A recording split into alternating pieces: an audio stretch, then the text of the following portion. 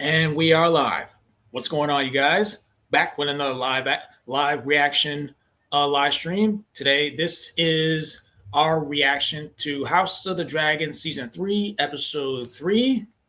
And joining me is a good friend, is here. Welcome back, Lee's Media. How you going? How you doing, Ray? Pretty good. How are you today? I'm doing really good. Now, for those of you who probably don't know, Collector Movie Man Dave will not be joining us for this reaction because he had something really busy to do. So it's just myself and Ray here.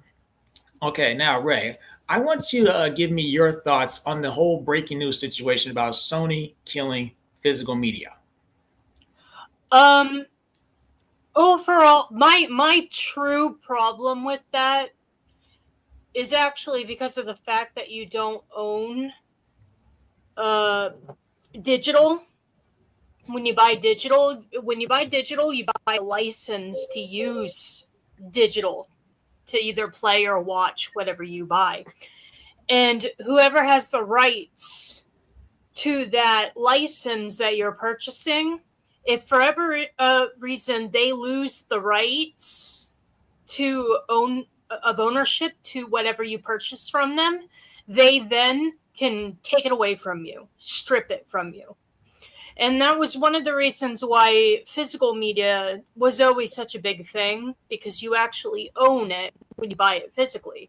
You know, you can buy it, you can watch it, you can share it with your friends and stuff like that, and nobody can come to your house and take it away from you. That's my biggest problem with this whole thing, that you're not actually going to be able to own anything anymore. That's my biggest problem with it. Now, if the laws were changed, to protect consumers, saying, hey, you spent money on this, so it's yours by right, I would not have such a big problem with it. But the fact that you can spend like $70, $80 on a video game and then the company can just take it away at any point, that's what I don't like. That's one of the reasons why I'm kind of upset about the physical media. But yeah, until laws are changed, I'm not going to be happy about it. Okay, well, I was hearing exactly the exact same thing about that whole situation. And I was thinking that we are in the worst time as physical media collectors because all these companies are pushing this digital agenda to not own literally nothing. Mm-hmm. Yeah. I kind of understand where the companies are coming from, why they don't want to do it anymore. It's because a majority of people are buying digitally. Physical media nowadays is not selling nearly as much as it used to. I understand that. But until you fix the laws that gives the consumer ownership over the digital copies that they buy, I'm not happy. Yes. Because it has to do with ownership when it comes down to it in the very end. Yes. A lot of people too they've got to understand that even though digital may be convenient to some of us out there, but you have to realize that it's not the real ownership. Mm-hmm. Look at what just happened to Sony. Sony lost the rights to over 500 movies. If you owned those movies digitally from Sony, they are now no longer on your playlist. Sony struck all those movies down. Mm-hmm. So if you owned those movies digitally from Sony, you now no longer own them. Yes, and I was going to say too, because I heard another recent news that you know Shout Factory, right? Mm-hmm. Yeah. Yeah, they're the ones who put out Power Rangers and Sentai and stuff. Unfortunately, they actually lost the license to produce any further Super Sentai on DVD. Now, in case you don't know what Super Sentai is, Ray, that is the main source Japanese material for Power Rangers here in America. So since they lost the license, unfortunately, a lot of those Super Sentai series all got pulled off of Tubi, and that kind of broke my heart. Mm-hmm. And I'm getting the feeling that all the Sentais on DVD they're gonna go probably end up going out of print, and it's gonna be hard to for myself to even afford. As you know, I do own two complete series of Sentai on DVD, and unfortunately, I haven't got around to purchasing and affording any other further Sentai. But I'm still gonna have to do the best I can to research the best ones that are valuable to me to own on DVD. And I don't really think they're going to get a Blu-ray release anytime soon because, like I said, this is still the worst time for physical media due to digital being so popular. Yep. Yep, All for right. sure. Yeah, that's another thing with streaming. When they lose the rights to streaming, they also take it down.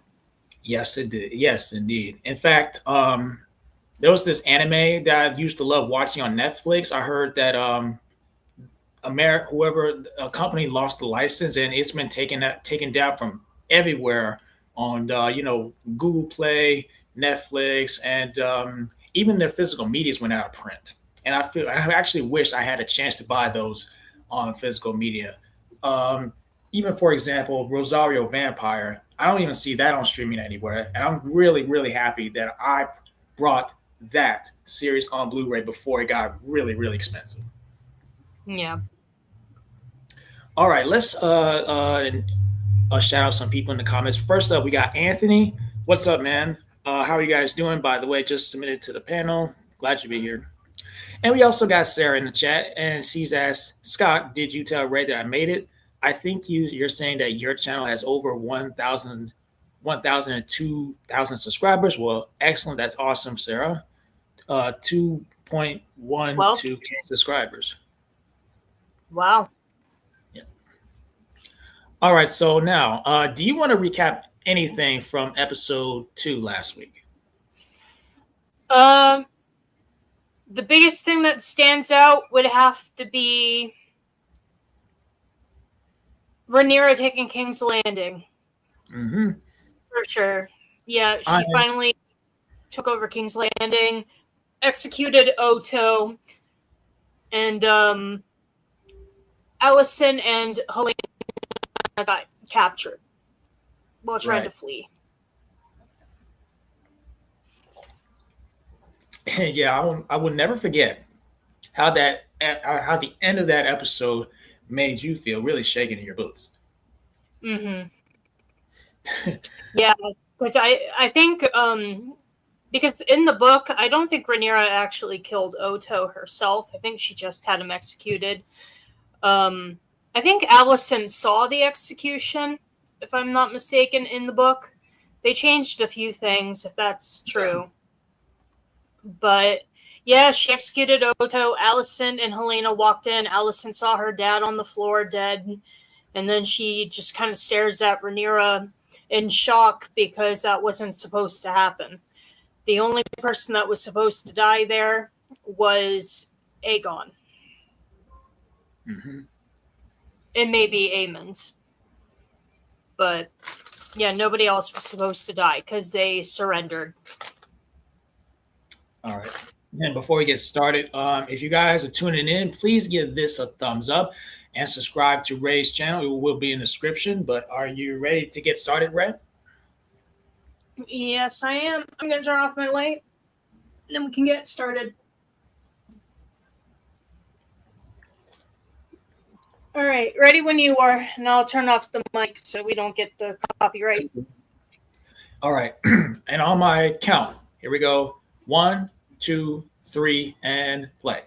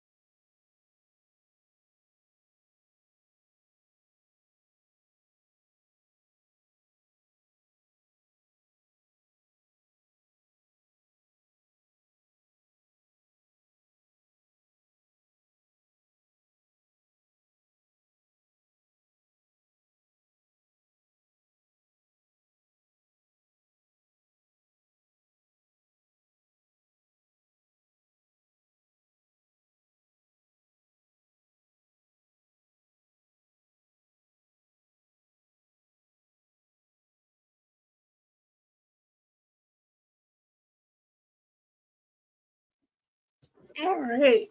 All right. I'll be bringing this. Ugh.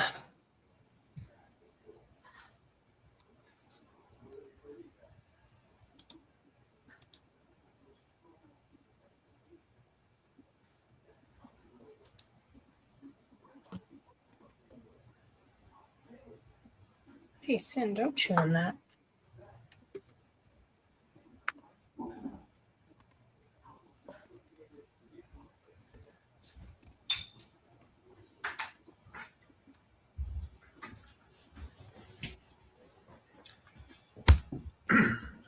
All right. So let's recap what we thought of this episode. This episode is pretty good.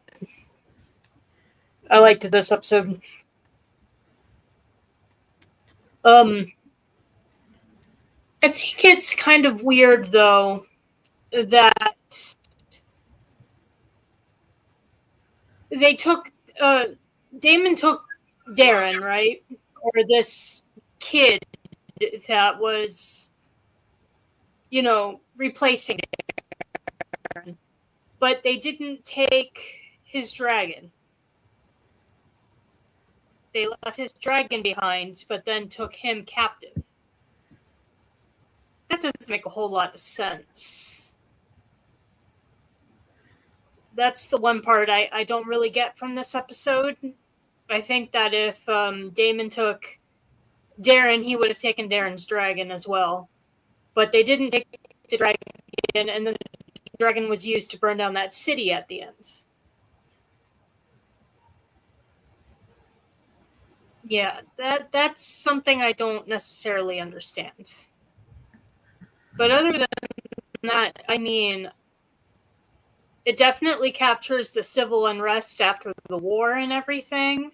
How the common folk are starving. Rhaenyra has to take the food from the rich people and then give it to the poor, just so that they don't starve to death. Rats are infiltrating and taking over the castle, and not just the rats, but she has traitors in her castle too.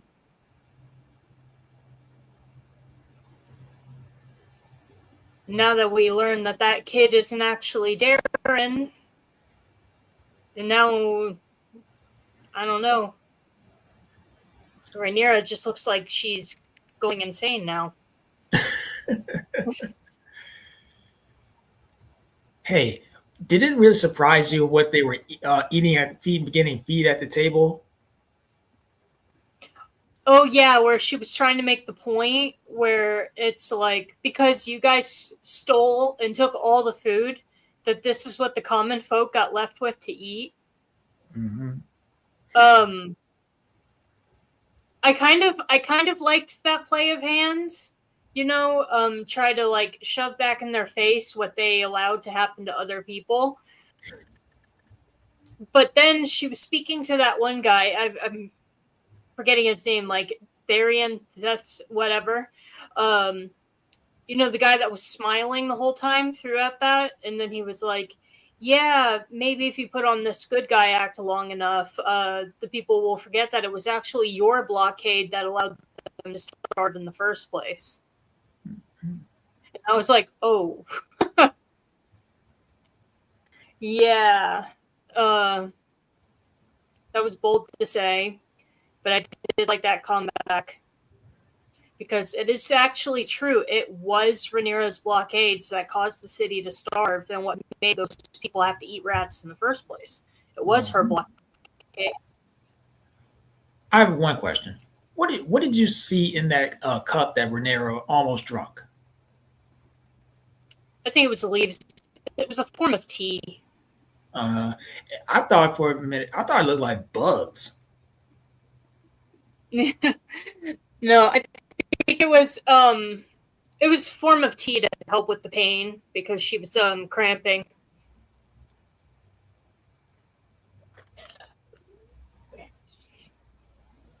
But yeah,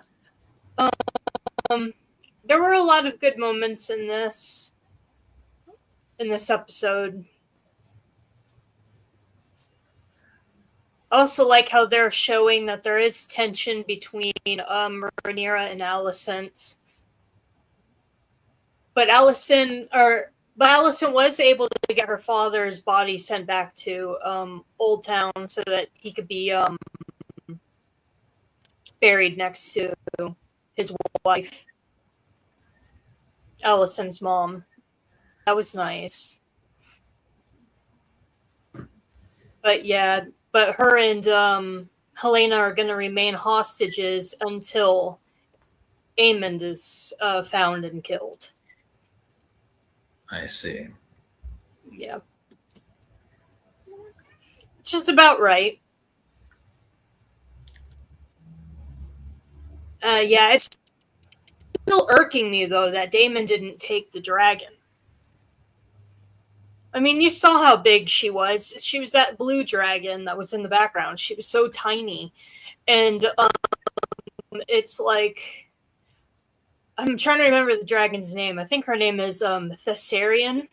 The Blue Queen. But yeah, that's Darren's dragon. I don't know why they just didn't take her with them when they took Darren. Or the imposter Darren. Yeah, the fact that they didn't take the dragon, that was weird. Weird storytelling. But other than that, not a whole lot happened in this. It was just basically set up for the civil unrest, and that the High Towers are not stopping. They're continuing the siege of the war. Even though they stood down. They gave a false Darren, and then it's like they marched on the city and destroyed the city and took the city hostage anyway. Mm-hmm. Even after stepping down. That was pretty much the only thing, though. Okay. I'm going to say that this episode focused a lot on Rhaenyra. Am I right? Yeah. And how it seems like everything's becoming too much for her. Which, I think it's also a combination of, like, what she's been going through. I mean, she lost 2 sons already. She did have that miscarriage of her daughter, too. So she technically lost 3 children. So she has that going on. And then now she had the war. And now she took King's Landing. And now she has to deal with the aftermath and the fallout of the entire war. And it's not going simply. Mm-hmm. She's like inheriting a throne right after a war, and there's no money, there's no nothing, everyone's starving, everyone's unhappy, everyone has so many requests, and she just can't keep up with it. I see. You know, when she was sitting on that Iron Throne, did you think she was going to cut herself like we were discussing in last week's episode? Yeah, the way she was gripping the throne, because she was gripping it so hard. And I was like, oh, is this going to be the scene where she actually cuts her wrist in front of everybody and bleeds all over the chair? But she didn't cut herself on the chair. Yeah, so they're still not doing the thing where she cut herself on the chair. And the fact that she did it in front of everyone, which made it a bad omen, and then everybody was just kind of like, oh, she cut herself on the throne. That means she's not worthy of the throne, you know? So, yeah, they haven't played on that yet. I think they're trying to build that up. Yeah. I would like to see that happen. Yeah, I would like to see her cut herself on the throne. Especially in front of everyone, and then increase everyone's doubt about her, too. I mean, she did kind of gain favorability with the common folk by redistributing the food to them, but then she made enemies of all the noble houses by breaking into their castles, breaking into their homes, and then stealing their food, or reclaiming it to give it to the poor. She did all that. She really made a lot of enemies with a lot of powerful houses. And yeah. Oh, and then we got to talk about her not freaking not legitimizing Alan and Adam, refusing to give them the name Valerian. And then she got that caused problems with Corlys, as you heard that Corlys started yelling at her, being like, yeah, all your sons were bastards and then they were given everything, but now I want to legitimize my sons, my true blood sons, and leave them my inheritance, and then you won't do it. What makes your sons any better than my sons, when they're all bastards? And fair point for Corlys there. But that's not going to go over well with Corlys. So she's going to be making enemies with Corlys. Yeah. Yeah, Rhaenyra's making a lot of mistakes here. I can see why a lot of people are probably going to be turning on her.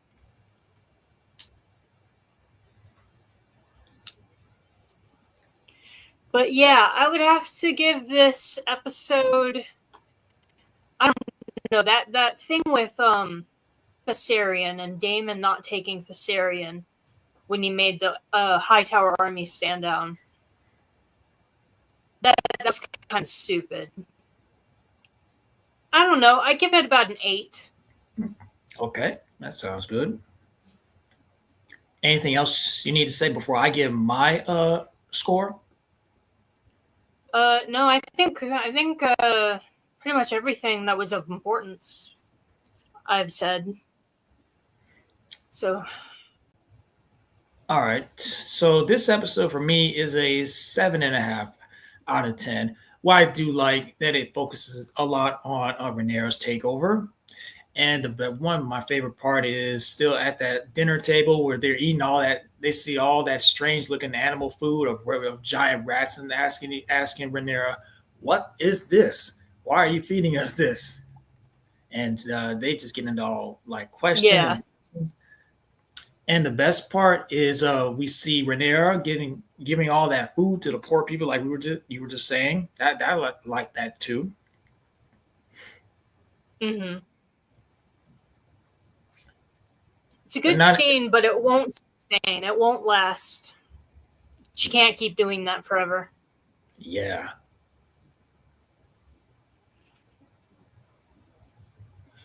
Well then, think we could wrap this one up. Yeah, this was a pretty chill episode. Not a whole lot happened. There were a lot of small things pushing it forward, starting to set up some possible betrayals. There's some negative energy going on between people. Corlys is mad because his sons won't be legitimized. Darren was not Darren, and the Hightower army is still fighting. But yeah, that seems to be the only real thing. Everything else seems to be political setup for Fallout. So it's a pretty laid back episode. Maybe I have one more question. What do you think? What do you think was at the end of the episode? Rhaenyra is watching bodies burn and stuff. What do you think that was? Oh, she was burning all of the Greens' paraphernalia, like their flags and stuff like that. They removed all of the golden dragon sigils and everything, and that's what they were burning. But then she was staring into it because that's when she found out that the Odos lied. They pretended to swear fealty, but then when they were let go, they marched on one of Rhaenyra's cities and took the city. So she found out that the war isn't actually over. So she's mad.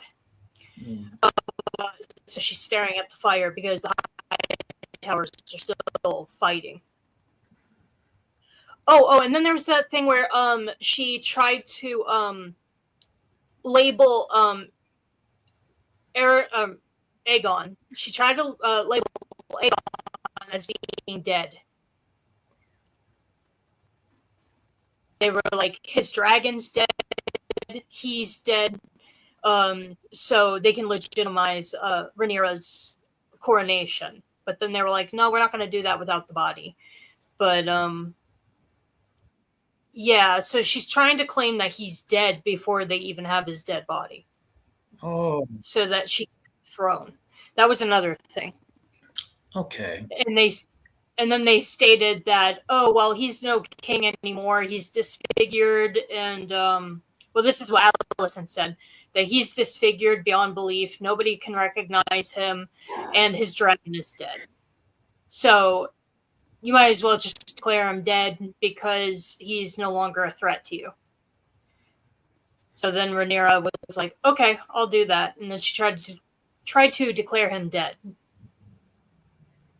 But as you can see in that episode, though, the church did not take that. The church was like, nope, we're not doing that. So, but yeah, that was another thing that I remembered. So we'll probably get my prediction for the next episode will probably be we're probably going to see a little bit of Aragon. Why do I keep calling him Aragon? Another dragon rider. Wrong dragon rider. Okay, Aegon. We'll probably get more of Aegon. And he did say in the last episode that he wanted to go back to Rook's Rest because that's where his dragon is.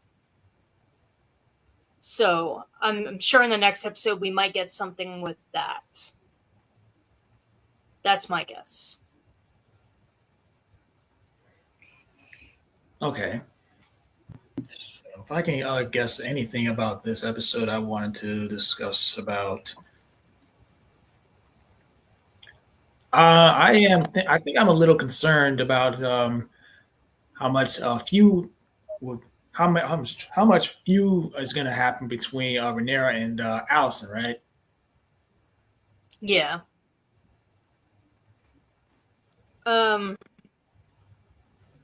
Honestly, Alicent doesn't look like she's really going to give much trouble.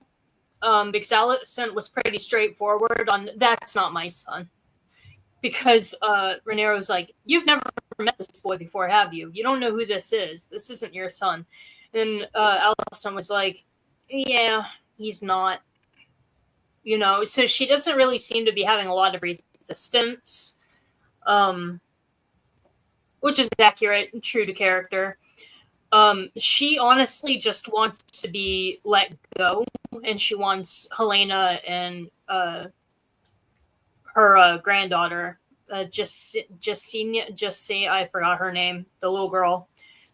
She just wants the three of them to be let go. So she's just cooperating as much as she has to, even though she is being a bit mouthy at some points. Okay. She does seem to be working and cooperating with Rhaenyra. Okay.